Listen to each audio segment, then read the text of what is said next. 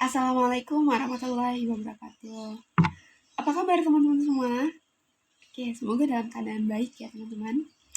Oke, pertama puji syukur atas kehadirat Allah Subhanahu wa taala karena pada kesempatan kali ini saya diberikan kesempatan untuk menyampaikan hasil observasi saya lewat satu video yang insya Allah video ini bermanfaat buat teman-teman semua yang menonton. Tak lupa juga salawat serta salam saya sanjung agungkan kepada junjungan kita, yakni Nabi Allah Nabi Muhammad Sallallahu Alaihi Wasallam, yang insya Allah kita mendapatkan syafaatnya di alam akhir kelak. Amin amin ya rabbal alamin. Sebelum kita lanjut ke materi, saya mau memperkenalkan diri terlebih dahulu. Perkenalkan, nama saya Farisa Lalicia, NPM 2013031039. Video ini adalah salah satu tugas akhir dari mata kuliah kurikulum dan pembelajaran ekonomi yang diampu oleh Ibu DR Pujiati SPD MPD dan Ibu Fani Rahmawati SPD MPD. Dan video ini berjudul laporan observasi sekolah implementasi kurikulum 2013 di SMA Negeri 1 Oku. Guys, sebelum kita lanjut ke materi, saya akan memberikan rumusan masalah atau pokok-pokok pembahasan yang akan kita bahas di video ini. Jadi pertama yang akan kita bahas adalah profil sekolah dari SMA Negeri 1 Oku. Selanjutnya kita akan membahas desain pembelajaran online di SMA Negeri 1 Oku.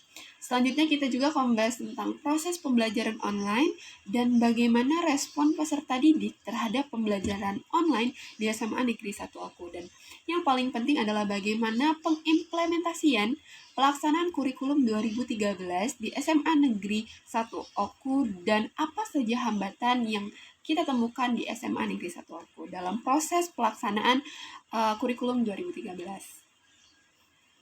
Oke guys, sebelumnya saya akan memberikan sedikit informasi. Jadi sebelum saya membuat video ini, saya telah menyelesaikan makalah terlebih dahulu. Dan video ini adalah hasil dari pembahasan yang ada di makalah. Dan dalam penulisan makalah, saya menggunakan metode observasi dalam proses pengumpulan data. Jadi saya membuat kuesioner berupa give from yang nantinya saya berikan kepada salah satu teman saya yang kebetulan bersekolah di SMA Negeri 1 Oku, dan saya mengumpulkan data lewat internet dari website resmi dari SMA Negeri 1 Oku, artikel-artikel yang diterbitkan terkait dengan SMA Negeri 1 Oku, dan media sosial. Dan hal itu juga menjadi salah satu sumber data yang saya jadikan pedoman dalam penulisan makalah ini. Gitu. Oke, pembahasan pertama kita adalah profil sekolah. Namun pada kesempatan kali ini saya akan memberikan informasi singkat terkait dengan identitas sekolah. Jadi nama sekolah ini adalah SMA Negeri 1 Ogan Komering Ulu, atau saya singkat SMA Negeri 1 Oku. NPSN sekolah ini 1060473. Jenjang pendidikannya tentu SMA, status sekolahnya negeri dan sudah berakreditasi A. Alamat sekolah ini berada di Jalan DR Muhammad Hatta, nomor 261A, kode pos 68322, Kelurahan Sukaraya, Kecamatan Batu Raja Timur, Kabupaten Kota Ogan Komering Ulu atau Oku, ke Provinsi Sumatera Selatan, Indonesia. Sebenarnya ada data pelengkap, namun pada kesempatan kali ini yang akan saya sampaikan hanya identitas sekolahnya saja, mengingat teman-teman harus mengetahui identitas sekolah dari sekolah yang saya observasi gitu.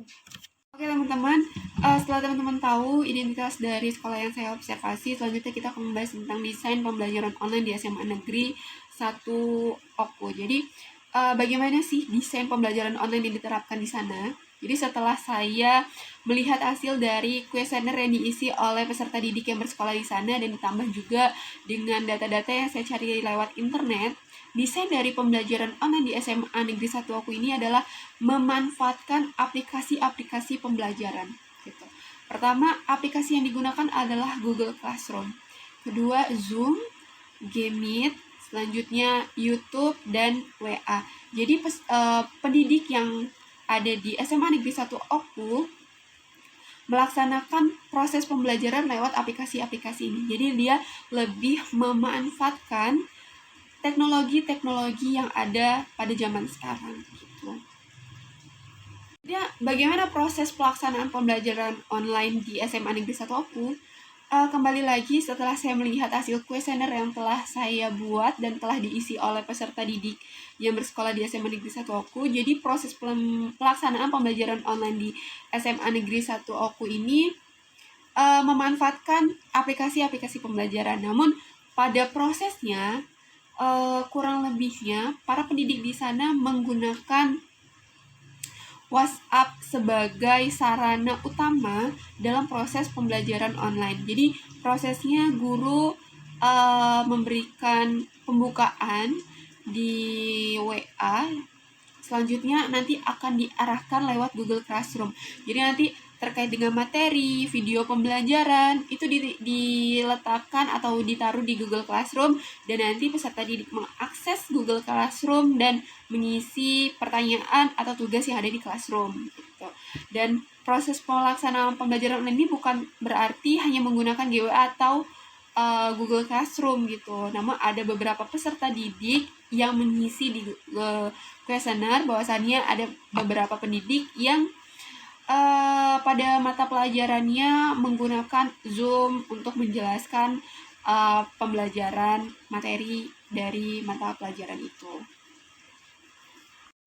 Oke guys, setelah kita mengetahui bagaimana desain pembelajaran dan bagaimana proses pelaksanaan pembelajaran jarak jauh, kita akan membahas terkait dengan bagaimana respon peserta didik terkait dengan pembelajaran daring yang dilaksanakan di SMA Negeri 1 Oku.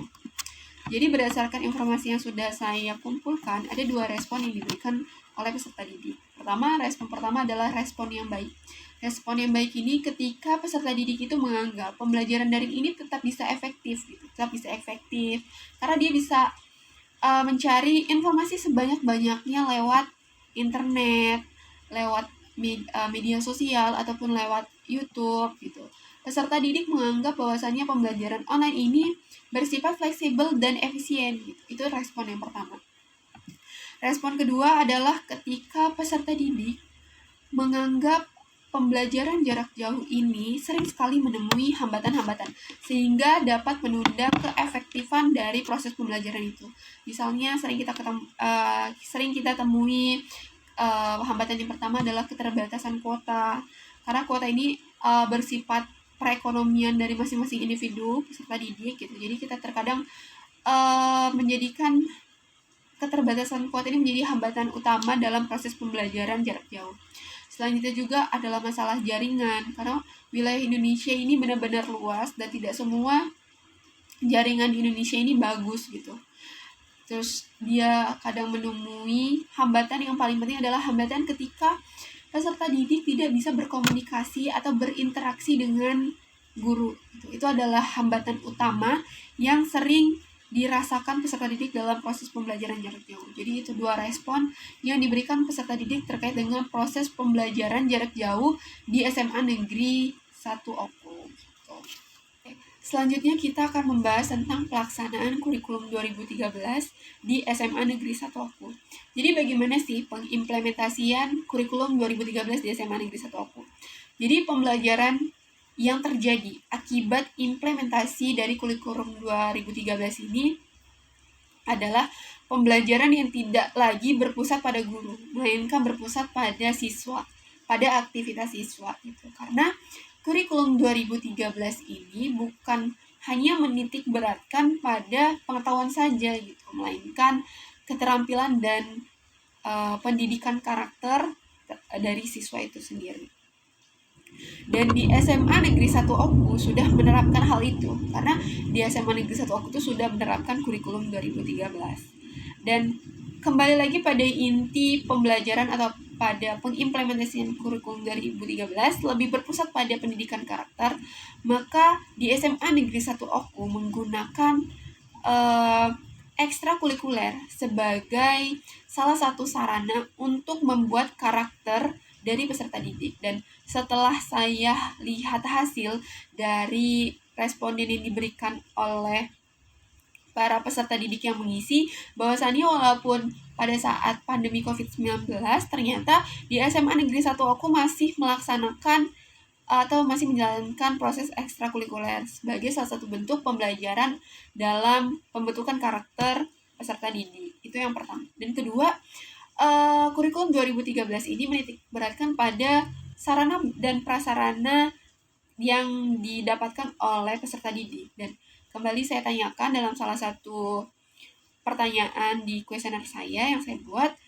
apakah sarana dan prasarana yang ada di SMA Negeri 1 aku memfasilitasi para peserta didik, dan hasil respondennya kurang lebih iya, lebih banyak iya gitu. Dan itu artinya SMA Negeri 1 aku ini sudah melaksanakan 2 indikator dari kurikulum 2013. Pertama tentang pendidikan karakter, dan kedua adalah sarana dan prasarana gitu. Baik, materi selanjutnya adalah hambatan pelaksanaan kurikulum 2013 di SMA Negeri 1 aku. Jadi, setiap terjadi perubahan kurikulum, guru adalah pihak yang paling terkena dampaknya. Perubahan kurikulum ini berarti perubahan bahan ajar dan pendekatan yang digunakan oleh guru itu sendiri. Salah satu hambatan dalam pengimplementasian kurikulum 2013 di SMA Negeri 1 Oku adalah kurangnya pemahaman terkait dengan kurikulum itu sendiri. Jadi kadang guru tidak mengerti indikator dari kurikulum itu sendiri, cara penilaian kurikulum 2013 itu bagaimana. Itu adalah salah satu hambatan yang terjadi ketika pengimplementasian kurikulum 2013 di SMA Negeri 1 aku. Selain hambatan yang dirasakan guru, ada pula hambatan yang dirasakan oleh peserta didik, di mana dalam proses pembelajaran kurikulum 2013 pada saat ini dilakukan secara online atau daring.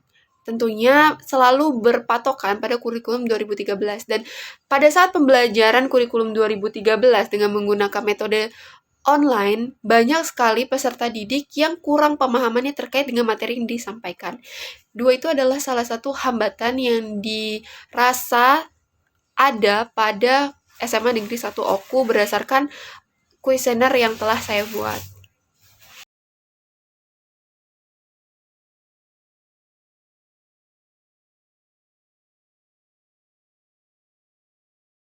Teman-teman semua, mungkin itu beberapa poin yang saya tuliskan di dalam makalah saya dan telah saya sampaikan pula di video ini. Pada kesimpulannya, intinya di SMA Negeri 1 Oku sudah melaksanakan kurikulum 2013. Dan pada saat ini SMA Negeri 1 Oku telah memberlakukan pembelajaran secara daring atau PJJ, pembelajaran jarak jauh. Dan dari 21 responden yang telah mengisi kuesioner yang telah saya buat, para responden memiliki pendapat terkait dengan kelemahan dan kelebihan dari pembelajaran jarak jauh. Dan pada intinya, peserta didik lebih menyukai pembelajaran secara langsung atau secara offline, dan pembelajaran daring ini merupakan salah satu tantangan yang harus kita lewati, yang harus kita jalankan gitu. Dan untuk kedepannya, pembelajaran daring ini harus tetap berjalan efektif karena pendidikan di Indonesia tetap harus berjalan. Dan yang menjadi evaluasi adalah bagaimana cara guru agar dapat mengemas pembelajaran semenarik mungkin sehingga tidak menciptakan rasa kebosanan saat pembelajaran daring berlangsung, sehingga pembelajaran tetap berjalan secara efektif dan apa yang disampaikan tersampaikan oleh peserta didik.